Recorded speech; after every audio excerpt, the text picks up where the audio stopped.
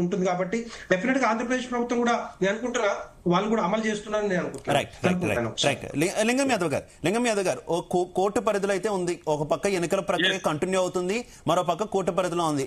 ఒకవేళ కనుక court hold చేస్తే ఏ రకంగా ప్రభుత్వం ముందుకెళ్లబోతుంది, లేదంటే హోల్డ్ చేయకుండా గనక ముందుకెళ్తే పూర్తి స్థాయిలో ఎలాంటి ఇబ్బందులు లేకుండా ఈ రిజర్వేషన్ అమలు అవుతూ ఎన్నికలు ఏ రకంగా నిర్వహించేటటువంటి ప్రయత్నం కాంగ్రెస్ పార్టీ చేస్తున్నటువంటి, కాంగ్రెస్ ప్రభుత్వం చేస్తున్నటువంటి పరిస్థితి?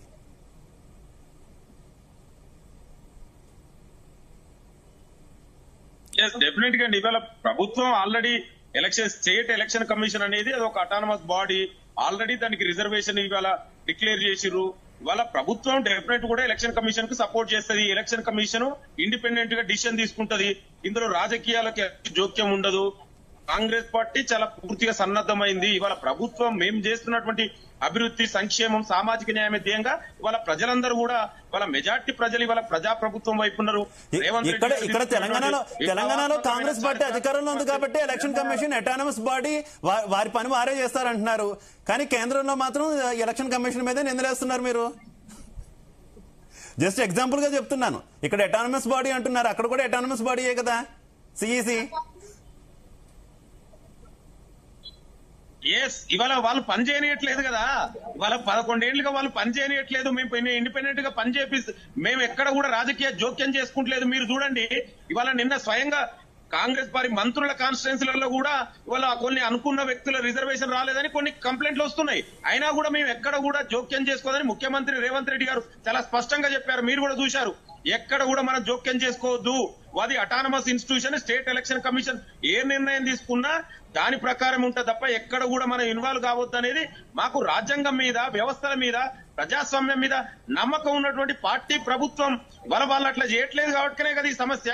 11 ఏళ్లుగా ఈడీ, సిబిఐ, ఐటీని, ఎలక్షన్ కమిషన్, జ్యుడిషియరీని ఎట్లా మేనేజ్ చేస్తున్నారో మనం అందరం చూస్తున్నాం. ఇవాళ ఓటు చేరు లాంటి వ్యవస్థని ఇవాళ నేను ఆ విషయానికి ఓదాల్చుకోవాలి. ఇక్కడ సమస్య ఏంటంటే ఇవాళ బీసీలకు వచ్చినటువంటి అవకాశాన్ని ఇవన్నిటి కూడా సాకుగా చూపించి బీసీల రిజర్వేషన్ అడ్డుకోవడం కోసమే ఇవాళ బీజేపీ, బీఆర్ఎస్ ఇవాళ ఫామ్ హౌస్ నుంచి, నరేంద్ర మోడీ నుంచి, అదేవిధంగా కిషన్ రెడ్డి ఇంటి నుంచి కుట్రలు జరుగుతున్నాయి.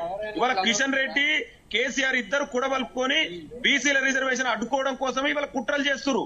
దయచేసి మీరు అడ్డుకోకండి. మీరు చేయకపోయినా పర్వాలేదు. ఇవాళ ప్రజా ప్రభుత్వం చేస్తున్నటువంటి నిర్ణయాన్ని మీరు స్వాగతించండి. ఒక మంచి మనసుతో, ఒక పాజిటివ్ దృక్పథంతో ఇవాళ మీరు ముందుకెళ్తుంది ప్రభుత్వం. మీకు చేతనైతే ఈ ప్రభుత్వానికి సలహాలు, సూచనలు ఇవ్వండి. ముఖ్యమంత్రి గారికి ఇవాళ తీసుకోవడానికి చాలా సిద్ధంగా ఉండు.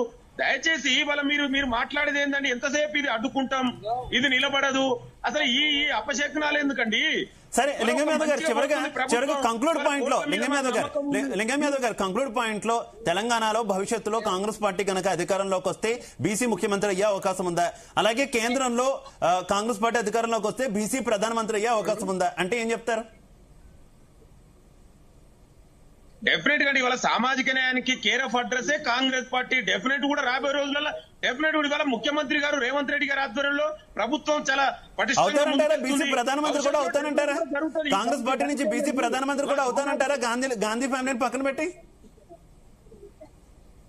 ఇవాళ కాంగ్రెస్ పార్టీ మీరు చరిత్ర చూసుకోండి. మన్మోహన్ సింగ్ లాంటి వ్యక్తులని, పివి నరసింహారావు లాంటి వ్యక్తులు కూడా ఈ దేశానికి ప్రధానిలు అందించినటువంటి కాంగ్రెస్ పార్టీ. ఇవాళ మీరు కావలసుకొని మీరు చేయకపోయి ఇవాళ మీరు అధికారంలో ఉన్నారు. మీరు ఏం చేస్తున్నారు బీసీలకు చెప్పండి. ఇవాళ నరేంద్ర మోడీ ఏం చేస్తుండు బీసీలకు? ఇవాళ ఇంత ముందుకు బీజేపీ నాయకుడు మాట్లాడుతూ కనీస అవగాహన లేకుండా మాట్లాడుతుండు. Social justice ministry is different from the OBC ministry. For your kind information మీరు తెలుసుకోండి. అసలు ఓబీసీ మినిస్ట్రీ అనేది కేంద్రంలో లేదు. కావాలంటే సందీప్ గారు మీరు చెక్ చేసుకోండి. ఏది పడుతుంది మాట్లాడకండి. మీరు ఏం చేసిరు, మీరు ఏం చేయలేదు. ఇవాళ ప్రజలందరినీ గమనిస్తున్నారు, మేము వేస్తున్నాము. ఇవాళ ప్రజలు మా వైపు ఉన్నారు. మీరు అడ్డుకోకండి. మీ ద్వారా, జీ న్యూస్ ద్వారా నేను ఒకటే విజ్ఞప్తి చేస్తున్నా, దయచేసి మీరు అడ్డుకోకండి. అడ్డుకుంటే తెలంగాణలో క్లియర్ లింగం యాదవ్ గారు. రైట్, వెంకటరెడ్డి గారు కంక్లూడ్ 1 minute లో కంక్లూడ్ చేయాలి. వెంకటరెడ్డి గారు ప్లీజ్.